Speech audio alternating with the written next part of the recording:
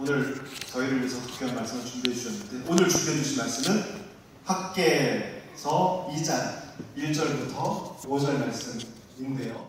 시작. 일곱째 달 곧 그달 22일에 여호와의 말씀이 선지자 학개에게 임하니라.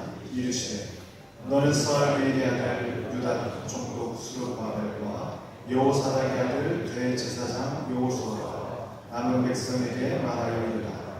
너희 가운데 남아있는 자 중에서 이 성전의 이전 영광을 본 자가 누구냐? 이제 이것이 너희에게 어떻게 보이느냐? 이것이 너희 눈에 보잘것없지 아니하냐? 그러나 여호와가 이르노라. 스룹바벨아 스스로 굳세게 할지어다. 여호사닥의 아들 대제사장 여호수아야 스스로 굳세게 할지어다. 여호와의 말이니라. 이 땅의 모든 백성아 스스로 굳세게 하여 일할지어다. 내가 너희와 함께하노라. 만군의 여호와의 말이니라. 너희가 애굽에서 나올 때에 내가 너희와 언약한 말과 나의 영이 계속하여 너희 가운데 머무르리다니 너희는 두려워하지 말지어다. 아멘. 말씀을 다 함께 읽어주셨습니다. 우리 박초원 목사님 나오실 때 큰 박수로 환영하며 모시겠습니다.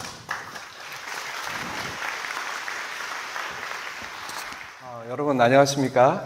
반갑습니다. 네. 작년부터 장충교에 와서 한 두어 번 같이 말씀 나누고 아침에 예배 드렸는데, 오늘 이렇게 연합수련회로 제가 듣기로 이제 주식회사 벽산, 그리고 저희 집 렌즈 후드에 달린 하츠, 그리고 페인트 이렇게 같이 모였다고 들었습니다. 맞습니까? 네. 자, 오늘 학계의 말씀으로 같이 이제 힘을 내어라. 나 주의 말이다. 이런 말씀으로 이번 전체 주제가 cheerup이죠. 그래서 네, 뭐 친업이라는 말도 많이 쓰는데 턱을 들어라 하면서 오늘 사실 그런 주제로 설교 요청을 받고 굉장히 부담이 됐습니다. 왜냐하면 설교를 전하고 여러분이 다 들었는데 저는 힘이 나지 않으면 어떡하지? 라고 하는 부담감이 이제 생길 수밖에 없으니까요. 하지만 뭐 제가 여러분에게 힘을 줄 수 있는 게 아니고 하나님을 기뻐하는 것이 여러분의 힘이니까 하나님 말씀을 의지해서 말씀 한번 전해보겠습니다. 그 말씀 한번 띄워주시겠습니까? 제가 그 배경을 좀 말씀을 드려야 될 것 같습니다. 굉장히 낯설 거예요. 특히 이제 교회 안 다니는 우리 직원분들은 뭐 스룹바벨이라는 이름도 스알데이라는 이름도 이게 도대체 조선말은 조선말인데 이게 어느 나라 말인지 아마 굉장히 낯설 겁니다. 그 BC 536년에 그 고대 근동 지역을 페르시아가 제패를 합니다. 그러니까 이전까지는 바벨론이 대제국을 건설을 했는데요. 바벨론이 무너지죠. 그리고 그 뒤를 이어서 페르시아 제국이 그래서 메데바사라고 하는 그 제국이 바벨론을 무너뜨립니다. 근데 그 전에 무슨 일이 있었냐 하면은 이스라엘이라고 하는 나라 뭐 많이 들어봤죠. 성경에서 맨날 등장하는 그 나라, 말도 많고 탈도 많은 그 나라가 멸망을 합니다. 그래서 바벨론에게 포로 생활로 끌려갑니다. 그래서 바빌로니아 캡티비티라고 해가지고 70년 동안 포로 생활을 하게 되고, 예레미야라고 하는 선지자를 통해서 예언하셨던 것처럼 70년이 되자 드디어 고국으로 돌아갈 수 있게 됩니다. 그래서 고레스라는 페르시아 왕이 칙령을 발표해서 이전에 바벨론 시절에는 다 바벨론 중심으로 동화를 시키려고 했어요. 그래서 일종의 아메리카가 추구하는 멜팅팟 같은 그런 개념으로 바벨론의 신민으로 다 모든 그 나라와 민족들을 동화를 시키려고 그랬는데 페르시아는 달랐습니다. 각 나라의 전통과 문화와 종교를 존중을 했습니다. 그래서 이전에 바벨론 같으면은 바벨론의 황제가 믿는 그 신만 섬기게 됐거든요. 그래서 그때 벌어진 일이 여러분 아시겠지만 아시는 분은 아시겠죠. 그 다니엘과 세 친구 이야기 아시지 않습니까? 그래서 바벨론의 황제가 섬기는 신에게 절하지 않으면 용광로에 넣어버리기도 하고, 또 다른 신에게 아이고 감사합니다. 섬세하게 이게 자꾸 넘어가가지고 감사드립니다. 이게 사실 좀 웃자고 하는 얘기인데 노트북을 제가 9년 동안 썼거든요. 그래서 이참에 떨어지면 새 걸로 한번 바꿀까 이렇게 생각을 하고 있습니다. 근데 잘 안 떨어지더라고요. 이게 질겨가지고. 그래야 제가 명분이 생길 텐데 말이에요. 이게 고장 안 난 애를 또 바꿀 수도 없고 그래가지고 오늘 그런 역사가 있기를 기대해 봅니다. 자, 그런데 그래서 이제 536년에 고레스의 칙령으로 그 바벨론에, 그러니까 이전 바벨론, 지금 페르시아에 포로로 잡혀있던 사람들을 본국으로 다 귀환을 시킵니다. 니네 나라가 잘 살아. 니네가 믿던 신을 위해 섬기면서 우리 황제를 위해서 기도해줘. 이러고 본국으로 보냅니다. 그래서 고레스의 칙령으로 고국으로 귀환을 해서 무너진 성벽을 이제 다시 재건을 하고 또 성전을 새로 짓습니다. 그러니까 우리가 지금처럼 생각하면 안 되는 게 성전이라고 하는 것이 단순히 그냥 이 예배당이 아니고요. 물론 우리는 성전 시대에 살고 있지 않죠. 오늘날 우리의 성전은 뭐죠? 우리의 몸이죠. 우리의 삶이 곧 하나님이 거하신 성전이죠. 근데 이 고대 시절에는 종교만이 아니라 정치와 경제와 사회와 모든 구심점의 문화가 정신적인 직결지가 성전이란 말입니다. 그러니까 성전이 황폐됐으면 교회가 여기 무너졌네? 뭐 다른 교회 뭐 있지 않나? 이런 개념이 아니에요. 그러니까 이 사람들이 나라가 완전히 파멸해서 재건하지 못한 그런 정서와 그 멘탈을 갖게 되는 겁니다. 그래서 성전 재건에 착수를 했는데 기초만, 그 파운데이션만 놓고 주저앉았어요. 본인들도 먹고 살기도 힘든 데다가 주위에서 온갖 나라들이 방해를 합니다. 야, 이스라엘 저놈들이 다시 성전을 재건하면 또 똘똘 뭉쳐서 왕을 중심으로 해갖고 우리를 침공할 거고, 예전에 다윗이나 솔로몬 때처럼 이 지역에 또 패권을 차지하면 어떡하지? 라고 해서 항상 그렇잖아요. 우리도 사실 중국이나 일본이 너무 크고 이렇게 잘 되는 걸 견제하잖아요. 옆 나라들끼리는 항상 한 나라가 강해지면 또 침공이 올 것을 우리가 또 불길한 마음으로 얘기는 해야 되기 때문에, 그래서 그런 일들이 있었던 거죠. 근데 이제 BC 520년경에, 그러니까 포로 생활에 풀려난 지 16년 만에 학계라고 하는, 굉장히 이 사람은 좀 미스테리어스한 인물입니다. 이 사람에 대해서 알려진 게 거의 없어요. 영어로 해가이라고 하는데, 이 사람이 등장을 해가지고, 야, 너희들 성전 짓다가 지금 주저앉고 기초만 지금 남아있는데 횡단그런하네, 횡하게 있는데 실망하지 말고 힘을 내라. 백성들과 지도자들아, 성전 공사를 마무리해라 라고 했습니다. 그래서 제가 어릴 때는 이 학계 말씀을 가지고 그 옛날에 한국교회가 모여라, 집 짓자, 채워라 라고 했던 게 좀 어떻게 보면 지금으로 생각하면 참 무식했던 성교 방식이었는데, 모여가지고 헌금 모아가지고 집 짓는 게 교회를 짓는 거거든요. 예배당 건축을 하고 거기를 채우라는 거죠. 그랬을 때 예전에 다 살기 어렵잖아요. 물론 지금도 녹록하지는 않지만 인생이라는 게. 근데 그 시절에 헌금을 독려하려고, 성전 건축 헌금을 독려하려고, 왜 짓다가 안 짓냐, 하나님께서 성전 건축을 명하지 않냐 하면서 학계 말씀을 굉장히 많이 그때 부흥사들이 인용을 했었습니다. 어떻게 보면 좀 악용이 된 부분도 없지 않아 있었습니다. 물론 또 온 교회 성도들이 한마음으로 뭉쳐서 우리 예배당이 절실히 필요하고 지어야 된다라고 생각하면 그럴 수 있는데, 어떤 목사님의 욕심으로 인해 가지고 뭐 예배당을 막 강행을 한다든지 이럴 때 이 말씀이 좀 사실은 좀 그렇게 오남용이 됐기 때문에 저 스스로 오늘 이 말씀을 본문으로 해가지고 여기 우리 벽산 연합수련회에서 말씀을 전하는 것 자체가 좀 내키지가 않았거든요. 그래서 사실 아마 우리 양육주 목사님은 아실 텐데, 제가 본문 말씀을 오랫동안 선정을 못했어요. 이 말씀하고 다른 말씀하고 여러 개를 놓고. 근데 자꾸 이쪽으로 마음이 기우는데, 나 이 말씀 싫은데, 옛날에 트라우마 있어갖고 불편한데, 외면을 하다가 결국 이 말씀을 받아들이기로, 사람이 이 말씀을 가지고 자기 욕심을 채우는 것으로 혹시라도 제 판단에, 제 얕은 판단에 오남용을 했을지라도 오늘 이 말씀을 제가 우리 벽산 우리 임직원 분들에게 전하는 데는 아무 문제가 없겠구나, 하나님이 오히려 기뻐할 수 있겠구나라고 생각해서 이 말씀을 본문으로 정하고 말씀 준비를 했습니다. 그래서 본문 한번 같이 보시면 1절 2절 보면, 2절에 너는 스알디엘의 아들 유다 총독 스룹바벨이 이제 총독으로 황제에게 임명을 받아서 황제 대리로 그 유다 지역을, 이스라엘 지역을 통치를 하는 총독이 된 거죠. 그리고 정치 지도자로 생각하면 되겠고요. 종교 지도자는 누구죠? 여호수아입니다. 대제사장이죠. 그래서 또 남아있는 백성들, 그래서 정치 지도자와 종교 지도자와 그리고 숱한 백성들에게 전하여라 하면서 3절에 보면 성전을 짓다 지금 말았는데, 너희 남은 사람들 가운데 그 옛날 찬란하던 성전을 본 사람이 있느냐?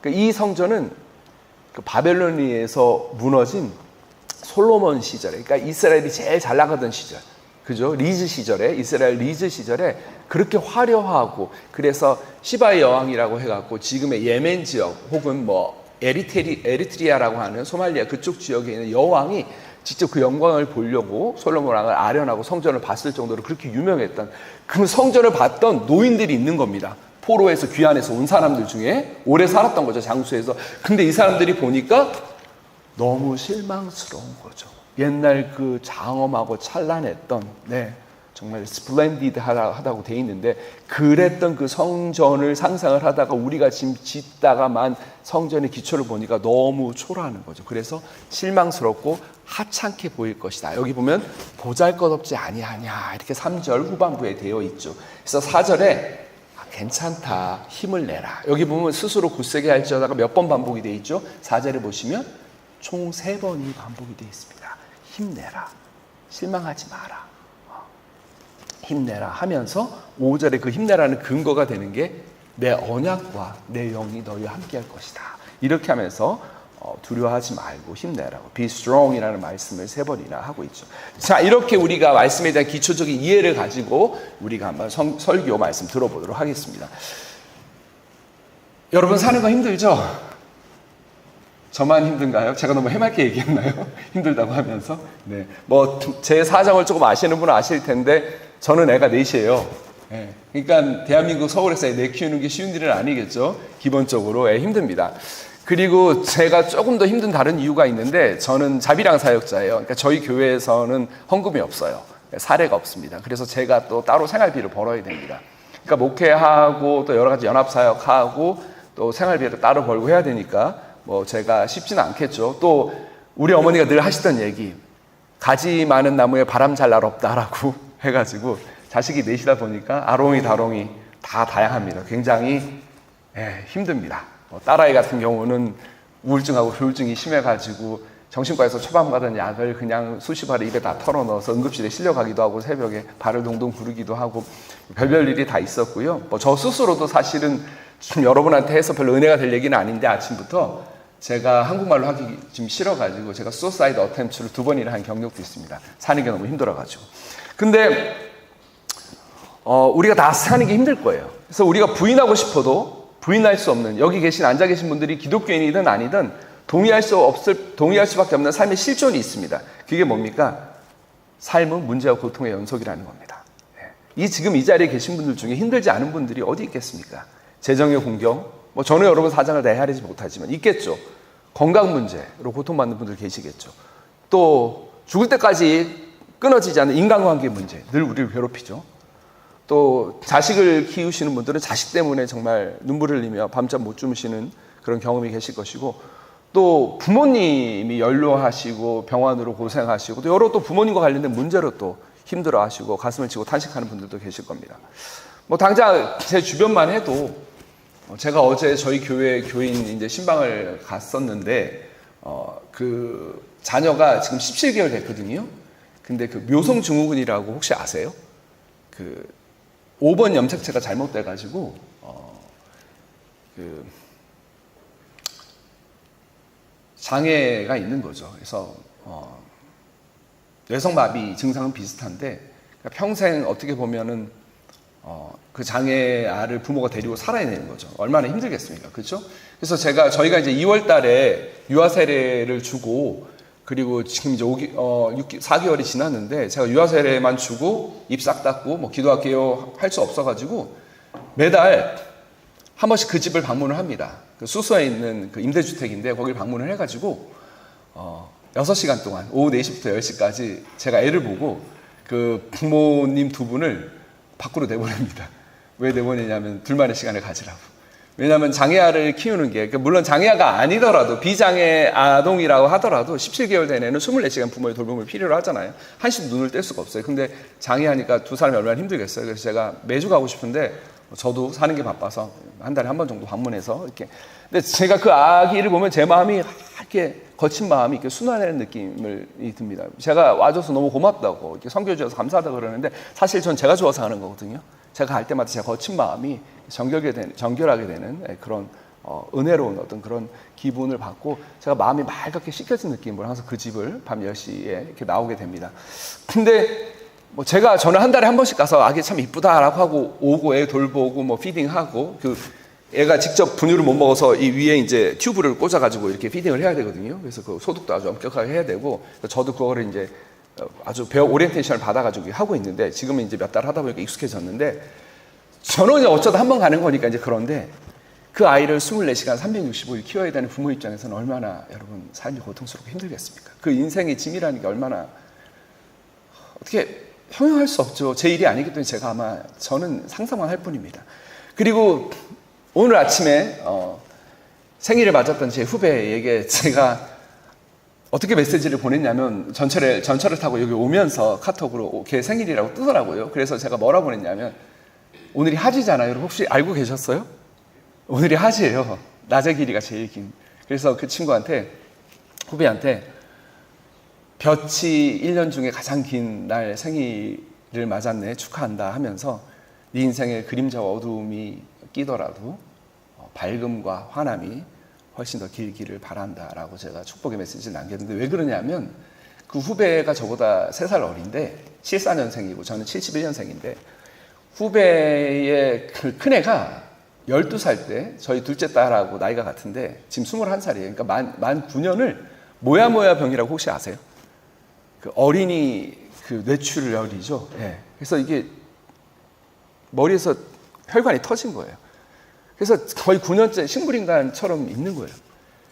그러니까 저는 이제 가끔 뭐 현금도 쏴주고 뭐 선물도 보내주고 하지만 이거를 부모가 이걸 감당하려면 얼마나 인생의 무게가 힘들겠어요. 그러니까 이게 참 제가 제 주위에 있는 지인들 예를 든 거긴 하지만 아마 여기 계신 분들도 아마 못지않게 삶이 저는 근심 걱정 하나 없어요. 요즘 하루하루 사는 게 즐거워요. 라는 분들도 계시겠죠. 너무 감사한 일입니다. 요즘에 정말 저 잘 지내요, 목사님 이러는 분들 보면 제가 괜히 막 마음이 고맙고 손잡으면서 잘 지내줘서 너무 고마워. 왜 이렇게 좋아하세요? 했더니 아니 요즘 힘든 사람들 많은데 자기가 잘 지낸다니까 내가 괜히 내일처럼 마음이 좋다 이제 이러거든요. 근데 굉장히 잘 지내시는 분들도 제가 악담을 하려는 건 아닌데 오늘이라고 하는 그 길이 끝나는 모퉁이에 불행이라는 녀석이 가만히 여러분을 지켜보면서 내일이면 나를 만날 거야 아마 이러고 있을지도 모릅니다. 네, 나를 보고 희죽거릴지도 모르는 거거든요. 그래서 제가 만약에 대통령이 된다면 제가 전에도 한번 설교하면서 말씀드린 것 같은데 우리나라 모든 국민들에게 다 나눠주고 무료로 나눠주고 15세 이상 국민들에게 다 나눠주고 읽히고 싶은 책이 있어요. 그게 엠스 카펙이라고 하는 미국의 정신과 의사가 쓴 아직도 가야 할 길이라고 하는 그 책입니다. 그분이 나중에 이제 기독교를 개종하긴 했는데 이때는 선불교에 굉장히 심취했어요. 그때 그 시절에 쓴 책이에요. 아직도 가야 할 길이라는 책인데 그냥 읽으라고 하면 안 읽을 거니까 다들 라면 받침대로 쓸 거니까 읽고 독후감을 정성스럽게 제출을 하면 10만 원권 지역상품권으로 준다고 해서 정말 모든 국민에게 다 읽히고 싶은 책이 그 아직도 가야 할 길이라는 책입니다. 그 책의 첫 페이지를 딱 넘기면 첫 문장이 이렇게 시작합니다. 삶은 고해다. 이것은 위대한 진리다. 다시 말하자면 이 세상에서 가장 위대한 진리 중에 하나다. 삶은 고해다. 불교의 정언명령과 같은 얘기죠. 근데 그리스도인이 목사인 제가 이걸 부정할 수가 없어요. 맞거든요. 참이거든요. 혹시 이 중에 예수 믿기 때문에 삶이 전혀 고통스럽지 않다고 하신 분들 계십니까? 네, 그 시간을 선물 같은 시간을 즐기십시오. 네. 여러분 예수 믿는다고 해서 우리 인생이 장밋빛 벽지 색깔로 바뀌는 거 아니잖아요. 우리 인생에 고질적으로 우리를 괴롭히는 가시 같은 문제가 우리가 기도한다고 해결되지 않죠. 아이들이 펄펄 끓는 여름 딸기향 해열제를 먹으면 뚝 떨어지는데 우리 인생의 문제는 뜨겁게 기도한다 그래서 해결되지 않더라고요. 하나님이 능력이 없어서? 아니죠. 능력이 있는데 왜 그러실까요? 그곳에 하나님의 섭리와 경륜이 있는 겁니다. 계속 읽어보겠습니다. 대부분의 사람들은 삶이 힘들다는 진리를 제대로 깨닫지 못한다. 저도 잘 몰랐어요. 40대 중반까지만 해도 힘들면 왜 이렇게 힘들지? 입에 늘 불평이 나왔죠. 왜 이렇게 힘들지? 내가 그렇게 큰 죄 지은 것도 없는 것 같은데 나처럼 착하게 사는 사람도 없는 것 같은데 교만이죠. 왜 이렇게 사는 게 힘들지? 대신에 드러내놓고 또는 은근히 자신이 지닌 어려움, 걱정, 문제가 엄청나다고 끊임없이 불평한다. 그렇죠. 우리 모이면 뭐예요? 나 힘들어. 뭐 친구들끼리 원래 그러면서 위로받고 불평하고 하는 거죠. 예. 그렇지만 항상 우리 그러잖아요. 만나면 드러내놓고 혹은 은근히 내 어려움, 걱정, 근심이 너무너무 크다고 항상 우리 불평을 하죠. 계속 읽어보겠습니다. 그들은 마치 삶은 기본적으로 편안한 것처럼 다시 말해 삶은 응당 편해야 한다고 여기는 것 같다. 제가 그랬어요. 제가. 근데 지난 한 10년간 사이에 삶의 디폴트 값이 기본 값이 고통이구나라는 걸 제가 진심으로 받아들이니까 제가 지금 별로 힘들지가 않습니다. 어떤 집사님이 저한테 목사님 왜 이렇게 사는 게 힘들까요? 라고 하시길래 제가 그걸 인지하셨어요? 라고 답변했다가 물론 같이 웃었어요. 친하니까 그렇게 답변을 한 건데 네. 근데 삶이 힘들다는 건 뭘까요, 여러분? 바꿔서 얘기하면 그 문제를 직면하고 해결하는 과정이 고통스럽다라는 뜻이죠. 그래서 벤저민 프랭클린의 말대로 고통을 느껴야 우리가 배울 수 있는 거니까요. 그러면서 이 정신과 의사인 엠스 카펙이 뭐라고 하냐면 좀 뒤로 내려와서 우리를 힘들게 하는 그 문제를 피하려고 하는 성향이 우리가 정신병에 빠지는 근본 원인이다라고 진단을 합니다. 근데 대부분의 사람들이 그 정도가 크건 작건 이런 성향을 지니고 있기 때문에 문제 회피죠. 아 몰라 될 대로 되겠지. 아 짜증나. 이게 회피를 하기 때문에 우리 대부분은 크든 작든 정신적으로 병들어 있다라고 진단을 합니다. 하지만 고통을 겪는 것은 그만한 가치가 있으며 문제 직면하고 따르는 고통을 겪을 필요가 있다는 것을 알도록 아이들을 교육을 시켜야 됩니다. 이게 제가 갑자기 아이 교육을 왜 이해하냐면 이분이 끊임없이 아이에 대한 이야기를 해요. 부모된 우리가 자식에게 보여줘야 하고 물려줘야 할 유산은 건물이나 땅이 아니라는 겁니다. 인생을 살아가면서 우리가 직면하는 수많은 고통들이 있잖아요. 재정의 문제, 건강의 문제, 인간관계의 문제, 가족의 문제. 그런 문제를 겪고 낙심하는 걸 자녀가 본단 말이에요. 그때 그 문제를 어떻게 회피하지 않고 당당하게 페이스 투 페이스 맞서서 직면하고 그것들을 극복해내는지를 자녀가 보는 것. 그게 부모가 자녀에게 해줄 수 있는 가장 큰 교육이고 가장 큰 유산이라고 이야기를 하는 겁니다.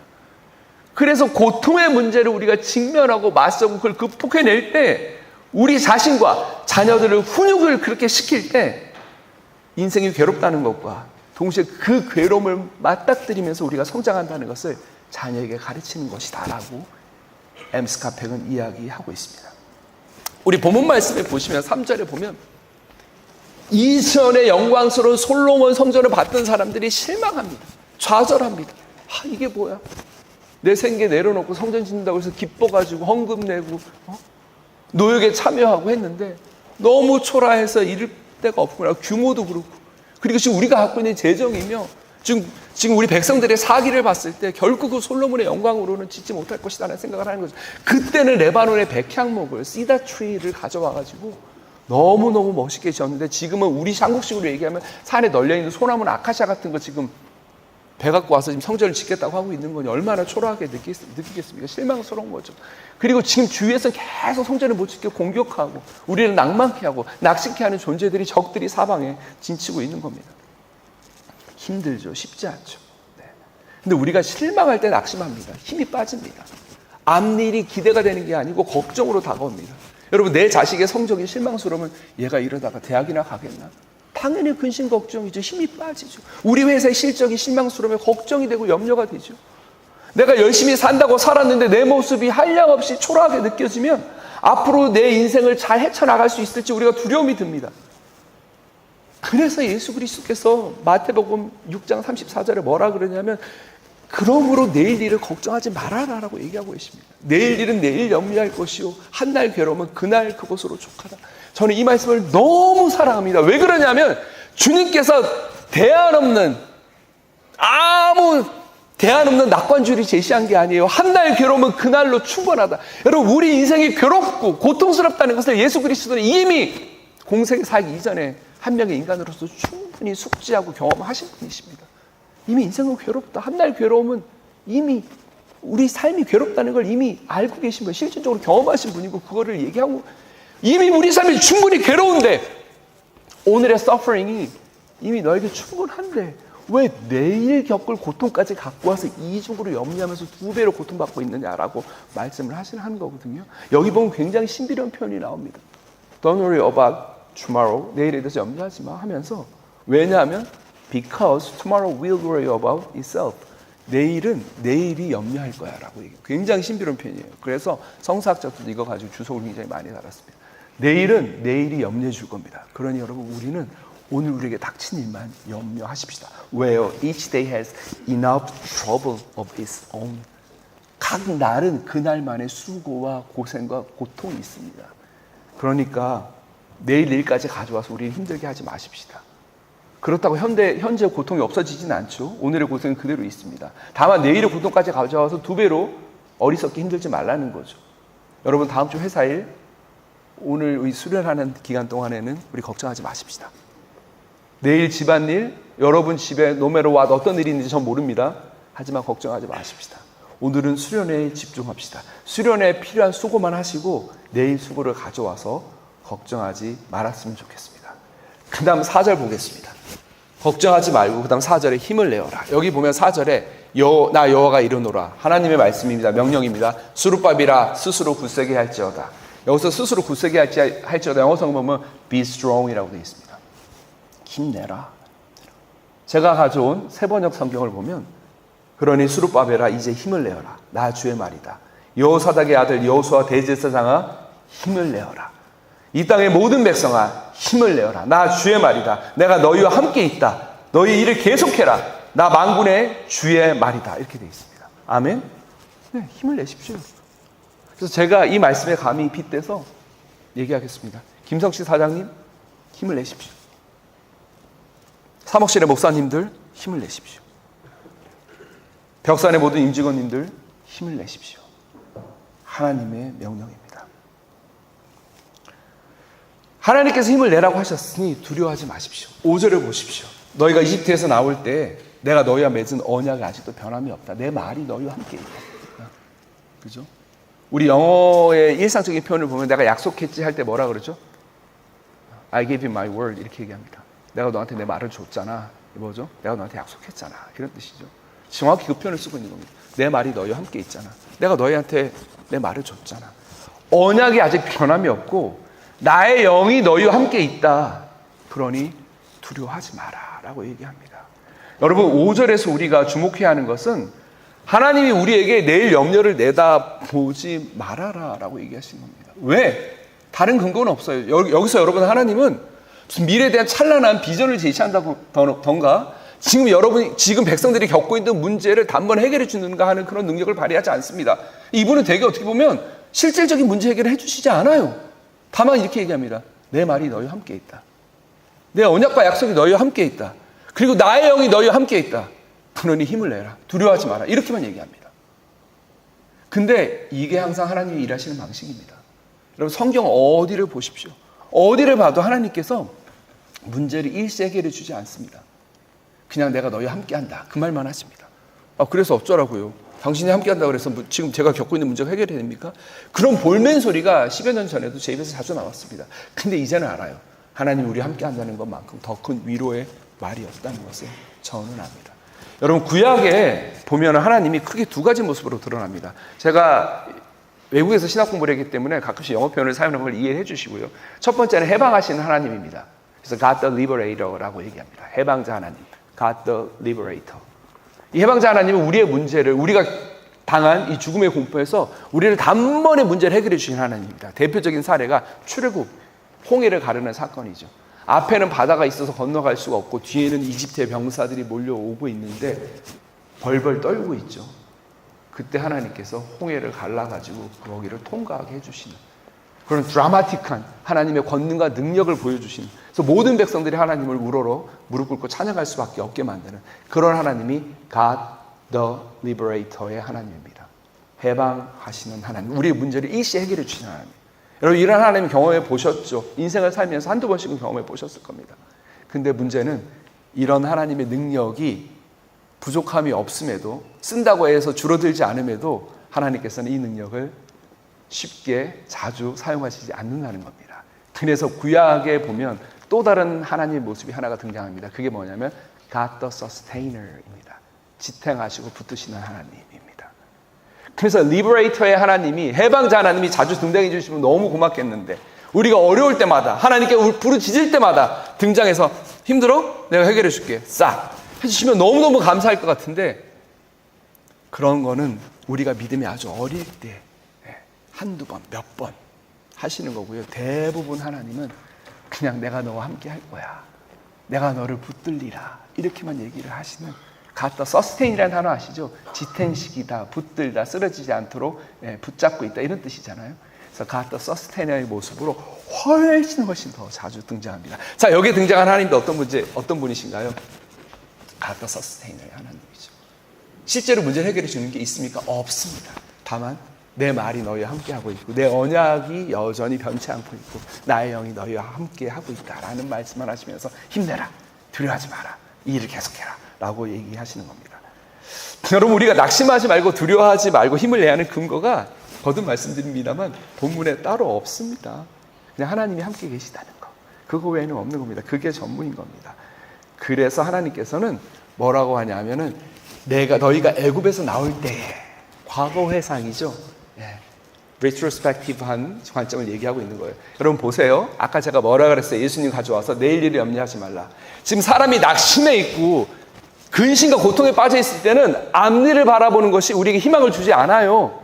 오히려 두려움과 근심을 더 가져다 줍니다. 그래서 이럴 때는 내일 일을 염려하지 말고 turning back, 뒤로 돌아서서요, 내가 지금까지 어떻게 살아왔는지를 회상하고 돌아보십시오.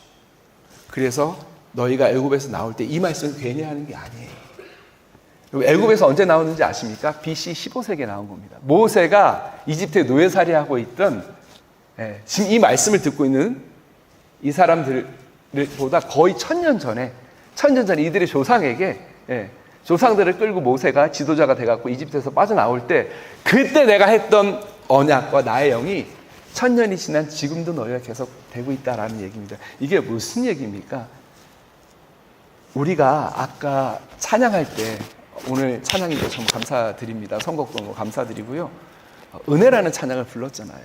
그 찬양에서 고백했듯이 우리 삶에 당연한 게 하나도 없습니다. 내 삶을 돌아보면 지금 내가 불평이 나오고 힘들고 짜증이 나고 하더라도 내 삶을 돌아보면 앞일을 보면 걱정이고 염려인데 뒤를 돌아보면 숨쉬고 살아있는 게 다 은혜고 기적이죠. 네. 그렇습니다. 다 내가 내 능력으로 어떻게 내가 잘해서 한 것 같지만, 근데 지금 우리가 이렇게 어려움을 겪고 있지만 과거에는 어려움이 없었을까? 있었죠. 지금보다 더 큰 어려움도 있었을 겁니다. 근데 항상 월트 브루그만이라고 하는 탁월한 구약학자가 얘기하듯이 The land causes amnesia라고 굉장히 유명한 문장인데, 땅은 기억상실증을 유발한다는 겁니다. 우리가 이렇게 땅에서 안주하면서 살아가다 보면 항상 기억상실증이 생겨요. 무슨 기억상실증? 하나님이 과거에 어떤 말씀을 우리에게 주셨는지, 내가 어떤 시련과 역경 가운데 하나님의 은혜를 그걸 통과했는지 우리가 다 까먹습니다. 다 잊어버립니다. 여기서 하나님을 아직 믿지 않으시는 분들도 마찬가지입니다. 인생을 돌아보면 우리가 지금 겪고 있는 것보다 훨씬 힘들 일도 어찌저찌 우리가 통과를 해왔을 겁니다. 근데 그걸 다 까먹고 마치 내가 이런 시련과 시험과 고통과 어려움을 처음 겪는다는 듯이 우리가 낙심하고 힘 빠져 있고 또 똑같이 불평을 반복하고 있는 겁니다. 그렇지 않습니까? 그래서 우리가 과거를 돌아봐야 됩니다. 1000년 전에 어떻게 이집트에서 너의 조상들을 건져내셨는지, 그분이 오늘도 너희와 함께 있다는 것. 10년 전에 우리 삶에 어떤 역경과 어려움이 있었는데 20년 전에 그런 것들을 다 극복해냈다는 거 우리가 아셔야 됩니다. 저는 벽산에 대해서 잘 모릅니다. 근데 오늘 설교를 준비하면서 제가 벽산의 기업 역사와 연역을 살펴봤습니다. 근데 제가 몰랐던 걸 알게 됐습니다. 우리가 IMF 시절에 워크아웃을 벽산이 받았더라고요. 그리고 몇 년 만에 그 워크아웃을 졸업하게 됐다는 게 회사 홈페이지에 기록이 돼 있더라고요. 그 어려운 시절을 우리가 통과하고 그 뒤에 제2의 성장기라고 이렇게 돼 있었습니다. 그러니까 항상 우리 인생에는 어려운 시절이 있었습니다. 그걸 까먹는 거죠. 그리고 마치 지금의 삶을 당연하게 여기는 겁니다. 여러분, 신앙생활의 가장 큰 적이 뭔지 아십니까? Take it for granted입니다. 뭐예요? 당연하게 여기는 거예요. 세상에 당연한 게 어디 있습니까? 제가 애를 키우지만 철없는 시절에 그걸 다 당연하게 여기죠. 따뜻한 새끼 식사, 깨끗하게 세탁된 빨래, 깔끔하게 정돈된 침구, 언제 앉아도 윤이 나는 변기, 그 화장실 청소 제가 하는 건데 애들 아무도 그거 알아주지 않습니다. 자신들이 요구하는 용돈, 먹고 싶은 거 하고 싶은 거 다 당연하게 여깁니다. 그때는 몰라요. 그게 마치 자기의 당연한 권리처럼 생각합니다. 물론 또 그게 아이들의 특권이죠. 아이들에게 매번 그럴 때마다 이게 거저 주어지는 게 아니야, 이거 말하는 것도 구차한 노릇이고 아이들을 트라우마에 몰고 가는 것일 겁니다. 근데 애들이 철이 들면 내가 누렸던 것, 당연하게 누렸던 것이, 내가 take it for granted 했던 모든 것이 어느 하나 부모의 수고와 섬김 없이 거저 주어지는 게 없다는 걸 알게 되는 겁니다. 여러분, 신앙도 마찬가지예요. 우리가 철이 덜 든 아이라서 우리는 늘 잊어버립니다. 내가 잘해서, 내가 능력이 있어서 지금까지 해온 것처럼 알고, 이전에 시련과 어려움이 있었는데 하나님의 은혜로 그걸 극복해야 되는 걸 까맣게 잊어버립니다. 여러분, 부흥은 다른 거 아니에요. 지날까지 내 삶을 돌아보고 주님의 은혜가 얼마나 컸구나, 과거에는 이것보다 훨씬 더 어려움도 있었는데 내가 극복해냈었구나, 하나님의 은혜로. 그거를 우리가 깨닫고 알면 거기서부터 힘이 나고 용기가 생기고 자리를 박차고 일어날 수 있게 되는 겁니다. 그래서 이 시기에 쓰인 수많은 성경 구약의 말씀들이 있는데 그게 느헤미야와 에스라입니다.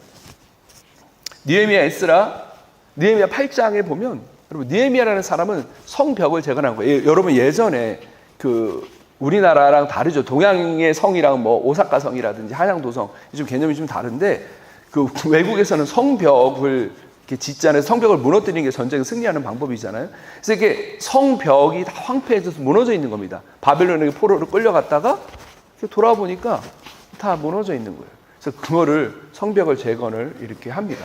근데 물리적인 성벽만 재건을 하는 게 아니라 백성들의 무너진 마음, 실망한 마음, 두려워하는 마음, 이것들을 다시 내적인 부흥이 필요한 거죠. 그래서 학사 에스라라고 하는 서기관을 불러와갖고, 율법 선생이라고 하면 되겠죠. 그 사람을 불러와갖고 그 사람에게 오랫동안 읽지 않고 공부하지 않았던 이스라엘의 역사와 율법을 읽으라고 해줍니다. 그래서 백성들을 모아놓고 율법책을 쭉 읽어줍니다.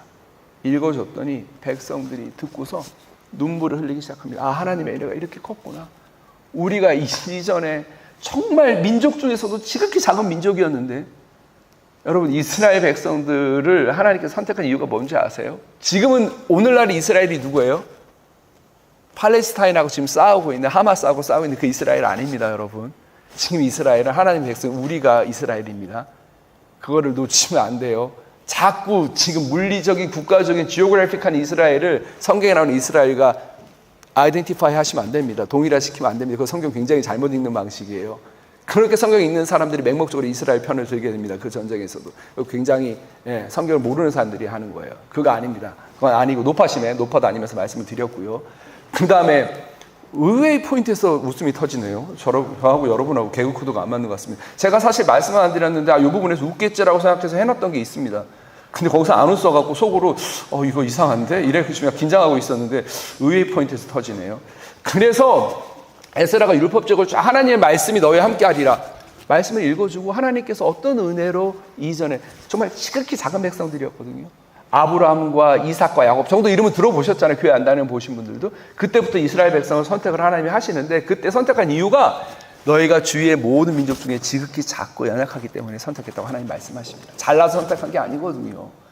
이미 그때 이집트나 바벨론은 제국을 이루고 있었어요. 그리고 소돔 같은 국가들은 작은 도시국가지만 강력한 도시국가 연합체를 구성하고 있어서 옆에 있는 대제국들이 감히 넘보지 못하는 국력을 갖고 있었습니다. 근데 우리 흔히 족장이라고 말하는 아브라함, 이삭, 야곱의 12아들이 12지파가 되잖아요. 그냥 한 70명이에요. 70명이 전부입니다. 온 가족이 70명이에요. 이게 뭐 족장이나 됩니까? 네. 그렇게 미약했거든요. 근데 그 시절에도 하나님께서 함께 하셔서 그들을 지켜주시고 멸망치 않게 하시고 지금은 큰 나라를 이루게 해주셨다는 것을 돌아보면은 눈물이 나는 거죠. 하나님의 은혜가 새삼스럽게 느껴지는 거죠. 그래서 그 율법을 읽어주는데 또 문제가 있습니다. 바벨론에서 태어난 사람, 젊은 세대가 있잖아요. 이 사람들이 율법을 이해를 못해요.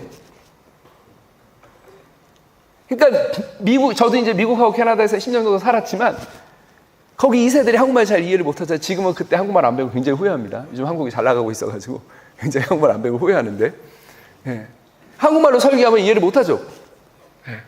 그래서 율법을 읽어주는데 이해를 못하기 때문에 사람들을 세워놓고 두 가지 언어를 바이링구얼, 두 가지 언어를 다 사용하는 사람들한테 통역을 해주라 그럽니다. 젊은 세대들한테 통역을 해주라. 그래서 그들도 말씀을 듣고 하나님의 은혜가 이렇게 컸구나라는 깨닫고 눈물을 흘리기 시작을 합니다. 그러면서 백성들이 우니까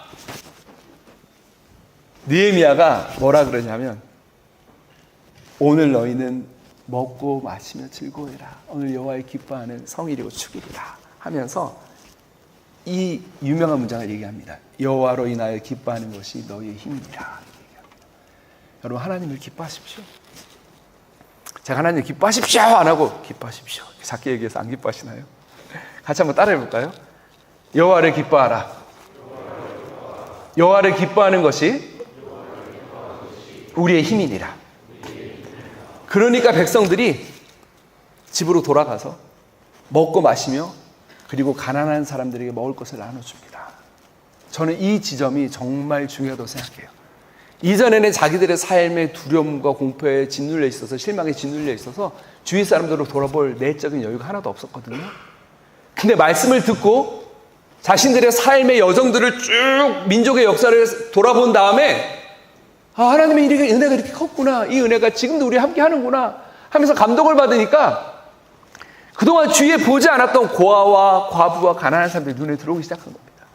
그들에게 먹을 것을 나누어 줬다라고 되어 있습니다. 여러분, 그래서 제가 감히 부탁드리고 싶은 게 있어요. 우리 회사 생활 하시다가 주위에 힘들어하는 분들 계시죠. 여러분, 마음에 여유가 있으면 오늘 수련을 통해서 은혜를 받고 마음에 기쁨이 있으면 여러분의 그 사랑과 애정과 관심을 주위에 좀 나눠주세요. 네. 그게 은혜 받은 자가 해야 할 마땅한 일이겠죠. 이렇게 과거를 돌아보는 것, 사도 바울도 그랬습니다. 내 과거를 돌아보니까 나의 나된 것은 하나님의 은혜로 된 것이니 내가 모든 사도보다 더 많이 수고하였으나 내가 한 것이 아니고 나와 함께 하신 하나님의 은혜로다 하면서 하나님의 은혜를 고백하고 하면서 자기 심령이 회복되는 경험을 합니다. 그리고 스바냐 3장 16절에 보면 그날에 예루살렘 사람들이 이르기를 두려워하지 말라 시온아 네 손을 늘어뜨리지 말라 이렇게 되어 있습니다. 여러분, 하나님 우리 함께 하십니다. 두려워하지 마십시오. 손을 늘어뜨린다는 걸 리빙 바이블을 보면, 제가 이 말씀을 오늘 본문으로 정할까 굉장히 고민을 많이 했거든요. 이거랑 학계랑. 리빙 바이블에 보면 손을 늘어뜨리지 말라는 말씀이 우리 오늘 수련의 주제가 뭐죠? Cheer up이죠. 그래서 cheer up으로 되어 있습니다. Cheer up! 힘을 내라! 이렇게 되어 있습니다. 시온아 네 손을 늘어뜨리지 말라 해서 Cheer up, Zion 이렇게 되어 있습니다. 힘을 내어라 시온아 이렇게 되어 있습니다. 자, 하나님을 기다리고 하나님을 기뻐하는 게 우리가 힘이 된다는 말씀 몇 구절 더 읽어드리겠습니다.